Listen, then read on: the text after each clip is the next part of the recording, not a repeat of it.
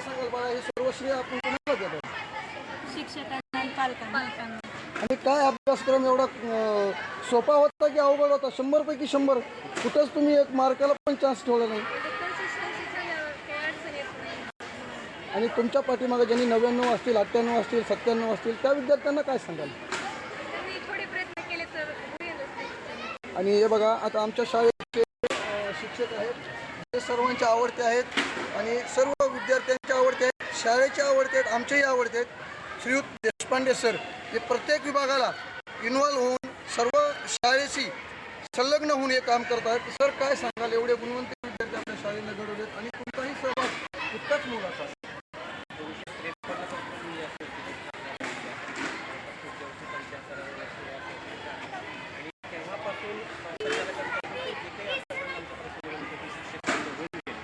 शिक्षकांनी जो काही आदर्श आमच्यासमोर घालून दिलेला आहे त्याच्याच पुढे कित्ता गिरवण्याचं आम्ही काम करतो, त्याचाच पुढे अनुकरण करण्याचं आम्ही काम करतो.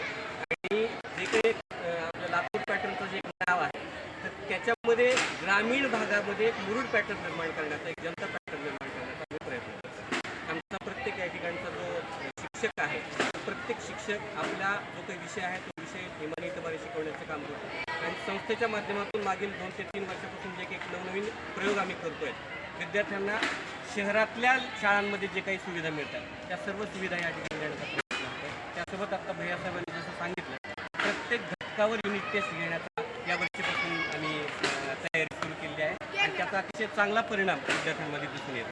कारण फक्त परीक्षा असल्याच्या नंतरच विद्यार्थी अभ्यास करतात, ही त्यांची मानसिकता आहे ती थोडीशी बाजूला करून जे काही अभ्यासक्रमामधला प्रत्येक घटक आहे त्या प्रत्येक घटकावर त्याची जर परीक्षा घेतली तर त्या प्रत्येक घटकाची तो तयारी विद्यार्थी करेल. त्या दृष्टिकोनातून त्या नवीन पॅटर्ननुसार आम्ही आता पुढे जात आहोत. आणि निश्चितपणे यावर्षी 60 विद्यार्थी अबाव 90च्या दरम्यान आमच्याकडे राहिले आणि 100%च्या 3 विद्यार्थी राहिले. पुढच्या वर्षी निश्चितपणे हा आकडा पुढे जाईल यासाठी आम्ही प्रयत्न करतो आहोत. आणि अजून एक मला आवर्जून सांगायचं आहे, हे जे आमचे जे काही विद्यार्थी आहेत हे कुठलेही शहरी भागातले नाहीत, त्यांना कुठल्याही दुसऱ्या शहरी भागामधल्या विद्यार्थ्यांना सुविधा मिळत नाही. तरीसुद्धा ग्रामीण भागातल्या छोट्या छोट्या मुलींच्या आजूबाजूच्या 40 खेड्यामधून येणाऱ्या विद्यार्थ्यांना आम्हाला घडवण्यासाठी या ठिकाणी संधी उपलब्ध होती. आणि 100% आमचा देव या सर्व विद्यार्थ्यांना घडवण्याचा प्रयत्न करतो. आणि जे पूर्वापार चालत आलेली या संस्थेची शाळेची परंपरा आहे याशी आम्ही इथून पुढे. धन्यवाद सर या सविस्तर माहितीबद्दल. आणि खरोखरच यानंतरही आपल्या शाळेचं नावलौकिक असंच हो ही सदिच्छा देतो आणि इथंच थांबतो. मी न्यूज रिपोर्टर अनिल टेरे, जनता विद्या मंदिर मुरुड. धन्यवाद. आपण जनता विद्या मंदिर या ठिकाणी आहोत आणि आज गुरुपौर्णिमेच्या निमित्ताने गुणवंत विद्यार्थ्यांचा या ठिकाणी सन्मान व सत्कार सोहळा या ठिकाणी आयोजित केला होता. आपल्यासोबत बोलण्यासाठी जनता विद्या मंदिरचे प्रशासकीय अधिकारी श्रीयुत अमर भैया मोरे आहेत.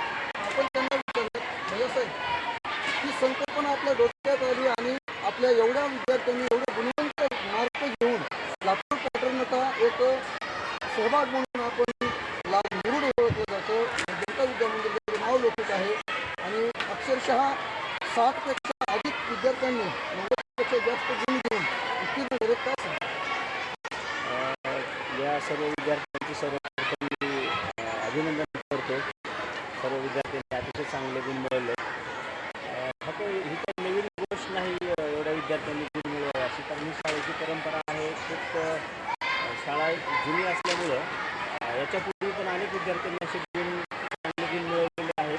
पण यामध्ये आम्ही जी स्पर्धा वाढलेली आहे त्या स्पर्धेच्या वेगात मराठी माध्यमाच्या शाळेमधून ही संख्या टिकवून ठेवून जास्तीत जास्त विद्यार्थ्यांना मार्गदर्शन करून हे गुण कसे वाढतील, गुणवान विद्यार्थी कसे घडवतील यासाठी आमचे प्रयत्न सदैव आहेत. आणि त्या प्रयत्नामध्ये या विद्यार्थ्यांनी जे परिश्रम घेतलेत, त्यांच्या पालकांनी परिश्रम घेतलेत, गुरुजनांनी परिश्रम घेतलेत, यासाठी त्याचा हे फलित आहे. याचबरोबर आता आपण येणाऱ्या काळामध्ये रौप्य महोत्सव आपण साजरा करणार आहात, अमृत महोत्सव साजरा करणार आहात. 75 वर्ष पूर्ण होत आहेत आणि एक प्रशासकीय अधिकारी म्हणून आता आपल्याकडं पूर्ण गावाचं लक्ष आहे आणि जवळपास 40 खेड्याशी आपला एवढा मोठा संपर्क आहे. काय सांगा?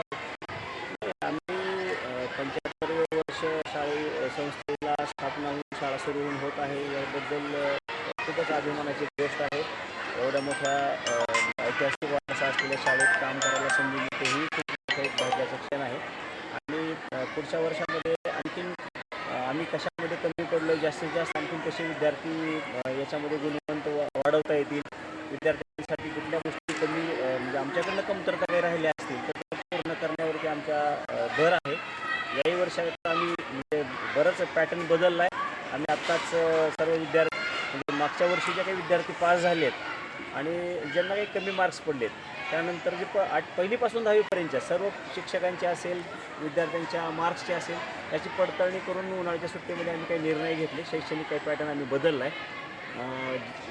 या विद्यार्थ्यांनी आहेत समजा तर याच्यापूर्वी काय होतं की आपण वर्षातून फक्त 2 घटक चाचण्या घ्यायचो आणि प्रथम सत्र तृतीय सत्र. पण या वर्षीपासून आपण प्रत्येक महिन्याला एक घटक चाचणी आपण सुरू केलेली आहे. प्रत्येक महिन्याला त्याची टेस्ट होईल, प्रत्येक चॅप्टरवरती टेस्ट होईल आणि कशात कोणता विद्यार्थी कमतरतेत आहे, कुठलं त्याला विषयामध्ये तर कमी आहे याच्यावरती आम्ही गांभीर्याने लक्ष देऊ. त्यांना सगळ्या शैक्षणिक सुविधा उपलब्ध करून वातावरण प्रयत्न करतो आणि शैक्षणिक पॅटर्नमध्ये जे काही आम्हाला वाटतील तशी काही थोडीफार बदल आपण या ठिकाणी करतो.